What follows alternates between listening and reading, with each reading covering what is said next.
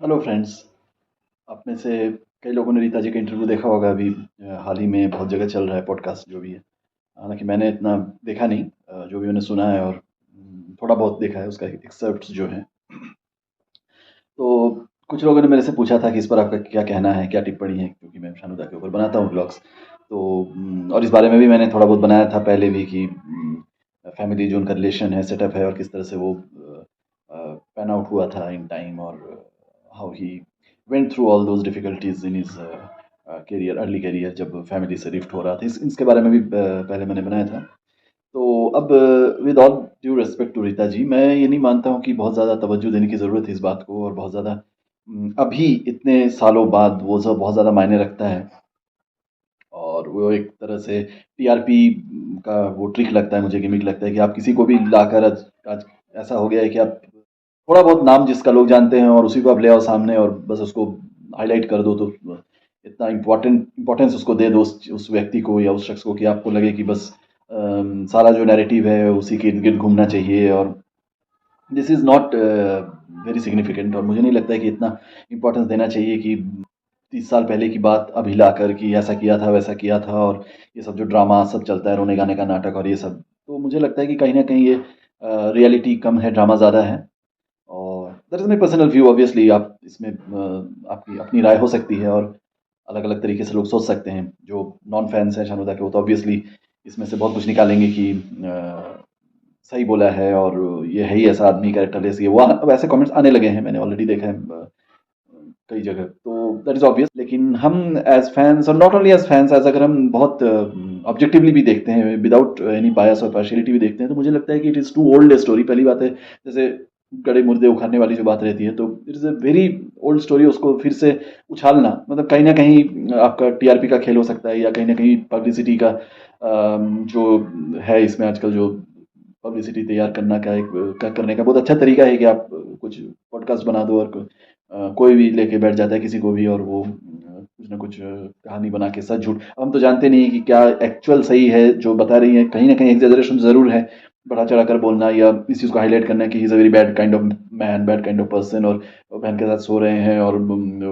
दूसरी औरतों के साथ रह रहे हैं, ये फलाना ढिमका जो भी उन्होंने बोला है। अगर मैं बता रहा हूँ, बहुत बारीकी से मैंने सुना नहीं है, क्योंकि मुझे रुचि नहीं हुई, मेरा इतना इंटरेस्ट है नहीं कि 30 साल पहले उन्होंने क्या किया था, क्योंकि मैं ये नहीं जानता हूँ कि किया था भी या नहीं, और ये जो कह रही है वो सही है कि नहीं। समय समय पर इन्होंने ऐसे बातों को उछाला है, और I don't know what is the exact reason. Reason कई हो सकते हैं, क्योंकि एक तो एक सेलिब्रिटी जब बहुत नाम होता है, और तो उसके जो एडवर्सरीज और उसके पीछे लगने वाले लोग और उसकी मतलब बुराइयां निकालने वाले तो होते ही हैं, हमेशा ही होते हैं। और कहीं आपको अगर थोड़ा सा वीक पॉइंट मिल जाए, और एक पास्ट हो या प्रेजेंट हो, कहीं अगर थोड़ी सी भी कमी या कुछ दिख जाए, कोई रॉन्ग स्टेप या कुछ, तो उसको अब उछालना, हाईलाइट करना, ये भी बहुत कॉमन है। कहीं न कहीं ये है कि मे बी जो he is earning so much, Shanuda अभी आज के डेट में भी मतलब सालाना मतलब 15 करोड़ 20 करोड़ उनकी इनकम है। तो कहीं न कहीं अगर ये सब करके लीगल टैंगल में उनको फँसा कर अगर कुछ लिया जाए उससे जैसे मंथली कुछ पार्ट ऑफ हिज़ इनकम अगर इनको मिले, रीता जी को, तो इस तरह का कुछ हो सकता है। आई डोंट नो, मैं स्पेकुलेट कर रहा हूँ बस, इसमें सही गलत जो भी है। लेकिन that may be one of the hidden reasons, hidden agenda, की कहीं ना कहीं इस बात को ऐसे करेंगे तो maybe he is force to pay by the court और वट। हालांकि शानुदा ने लीगल नोटिस भेजा है, तो जब लीगल नोटिस भेजा है तो इसका मतलब ये है कि शानुदा कहीं ना कहीं सही है, और वो जानते हैं कि जो एलिगेशंस लगाए जा रहे हैं वो ज़्यादातर शायद सही नहीं है, गलत है या झूठ है या बढ़ा चढ़कर बोला गया, वरना वो लीगल नोटिस इतनी आसानी से इतनी जल्दी नहीं दे पाते या नहीं देते रीता जी को। तो दैट इज इंडिकेशन कि somewhere things are not exactly what she is saying. कहीं न कहीं गड़बड़ है मामला। और ये सब कहना कि उन्होंने देखा नहीं या किया नहीं, ये देखिए ये सब बहुत नॉर्मल चीज़ है कि आप जब किसी को छोड़ देते हो और आपकी अनबनी हो रही है, आपको उनके साथ आपकी जम नहीं रही है ट्यूनिंग, तभी आप छोड़ते हो, वैसे तो नहीं है। और जब छोड़ने के बाद फिर वापस आना, या मुझे नहीं देखा, हम बच्चों का केयर नहीं किया, ऐसा होता नहीं है कि नॉर्मली आदमी वापस उस घर में नहीं आ सकता है, और उसको दूरी रहना है। उन्होंने उन्हें हम जानते हैं कि उन्होंने पूरा बंगला दे दिया था, और 38,000 रुपये उस ज़माने में मतलब इट्स ह्यूज अमाउंट, मैंने आज के डेट में 4-5 लाख रुपए हर महीने वो मिनिमम वो उनको दे रहे हैं फैमिली को। इससे ज़्यादा आदमी और क्या करेगा देखभाल उस पैसे में। और रीता जी ने खुद पहले के इंटरव्यू में कहा था कि माली का पैसा, ड्राइवर का पैसा, गटर, ये वो, कुक का पैसा, सब वो दे रहे थे, सब हमको मैनेज करना पड़ता है। तो मतलब ये है कि इतने स्टाफ उनके घर में थे, तो and she had a bungalow, तो फैसिलिटीज़ तो सारे उनको मिला ही था, और बाई कोर्ट था। तो शानुदा ने जितना हो सके किया। ये नहीं कि हो सकता है कि वो वापस आए चाय पीने और उनके घर आके बैठ के बातें करें, और ये तो होता नहीं है, because he had already left and moved on. तो ये सब बार-बार एलिगेशन लगाना, कि जहाँ तक मैंने सुना है थ्रू रिव्यूज़ एंड कमेंट्स, कि इन्होंने ऐसा-ऐसा कहा है रीता जी ने, कि वो कभी आते नहीं थे, देखते नहीं थे, कभी पूछा नहीं। तो ये तो ऑब्वियस है कि भाई आदमी जब चला जा रहा है और अपनी ज़िंदगी नए सिरे से जीने की कोशिश कर रहा है, और and Shanuda was not a womaniser, जो भी कहे कोई, अ, बदनाम तो किशोरदा भी हुए थे, लेकिन दीज़ पीपल वर नॉट वुमनाइज़र्स। वो रिश्ते या कुछ रिलेशनशिप्स, बॉन्डिंग्स, फ्रेंडशिप्स, लिव इन्स, ये सब थे। But he was not like that kind of guy, party kind of guy, और हमेशा कि किसी न किसी के साथ हुकअप हो रहा है और ये सब हो रहा है। तो ऐसा उनका नेचर नहीं था, क्योंकि वो काम में बहुत उलझे रहते थे, काम में बहुत बिज़ी थे। Through multiple interviews and sources we have come to know, हम जानते हैं कि वो बहुत अपने काम में को लेकर बहुत सीरियस थे, और काम में बहुत, उस समय हम जानते हैं कि 90s में हाउ बिज़ी ही वाज़। तो उस वक़्त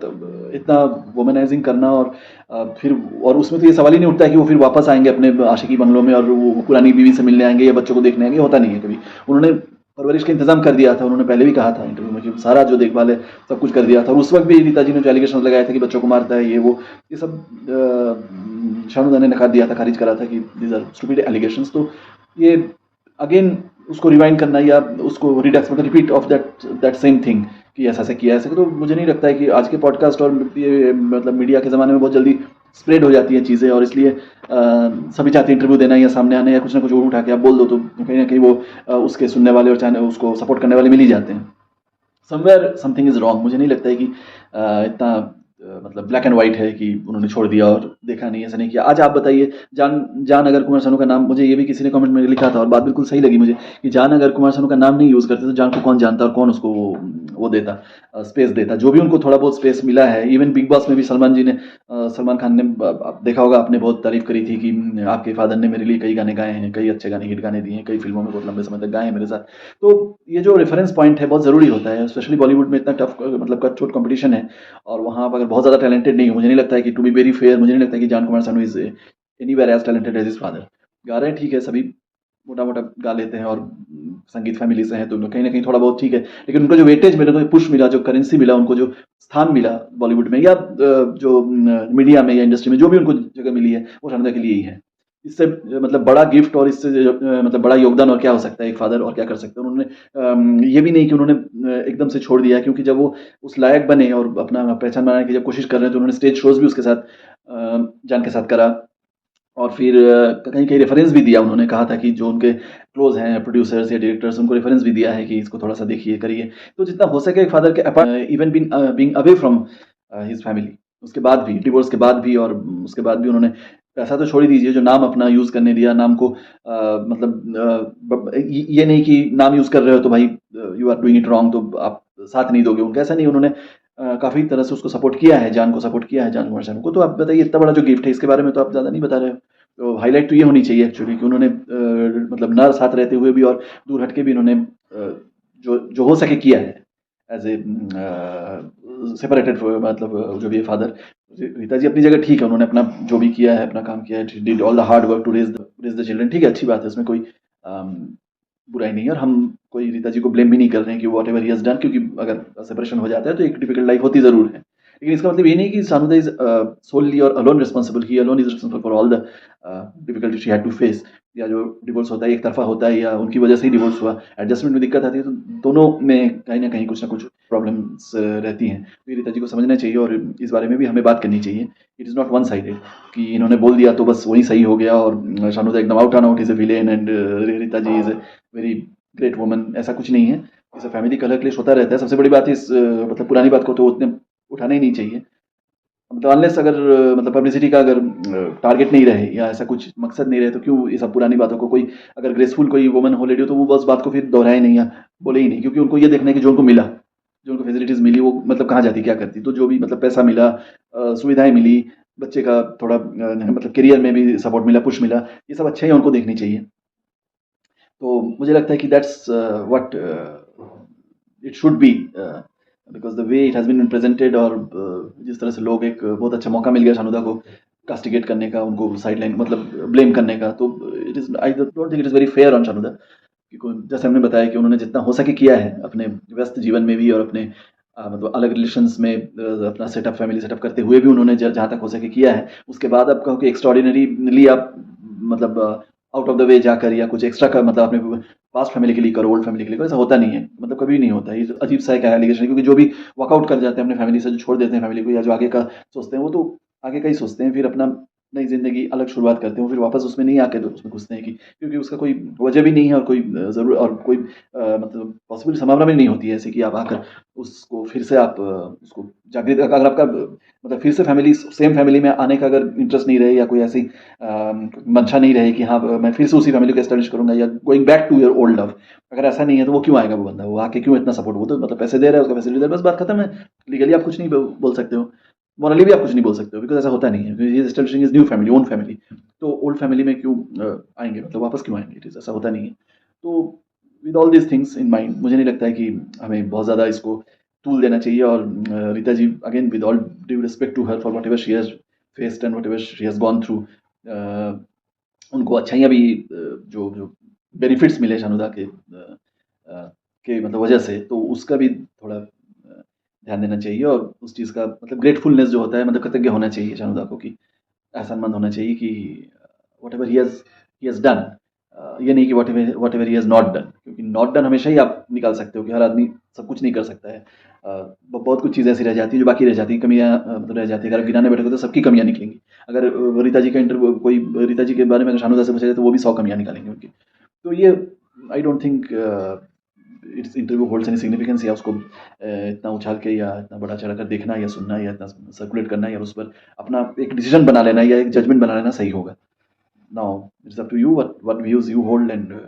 आप में से क्या लगता है कि मैं कहाँ तक सही हूँ या शानुदा कहाँ तक सही है, क्योंकि हम शानुदा के साथ हैं, और रीता जी कहाँ तक सही है। और ये बहुत हॉट मुद्दा है, बहुत जगह चल रहा था, बहुत लोगों ने मुझसे कहा, तो मैंने ये टॉपिक बना दिया। मुझे काफ़ी समय से मैं वीडियो बना नहीं रहा था, तो ये मुझे बहुत रेलेवेंट इशू लगा कि चूँकि ये सीधे-सीधे मतलब शानुदा पर अटैक है और एक मतलब मैलाइन करने का एक तरीका है, क्योंकि ये कुनिका जी ने जो इंटरव्यू कहा था, उसमें बहुत बैलेंस्ड और बहुत एक ग्रेसफुल अप्रोच था उनका, तो ये अच्छा लगा था कि उसमें अच्छाइयाँ बुराइयाँ दोनों मिलाकर जो बहुत ऑनेस्टली और खुलकर बात करी थी। लेकिन रीता जी का जो मुझे लग रहा है, जहाँ तक मैंने देखा सुना, तो वो कहीं न कहीं वो फैब्रिकेटेड टाइप का या थोड़ा कुछ मकसद, कुछ निहित कुछ उसमें उद्देश्य के लिहाज से किया गया है। I felt so. अब अगेन जैसे मैं बता रहा था, you are free to give your opinions, and कुछ मैं नहीं मिस कर रहा हूँ या कुछ मैं गलत बोल रहा हूँ तो आप ज़रूर मुझे एनलाइटन करिए। Hoping to come back with new blog subsequently. जुड़े रहिए हमारे साथ। Bye bye, take care.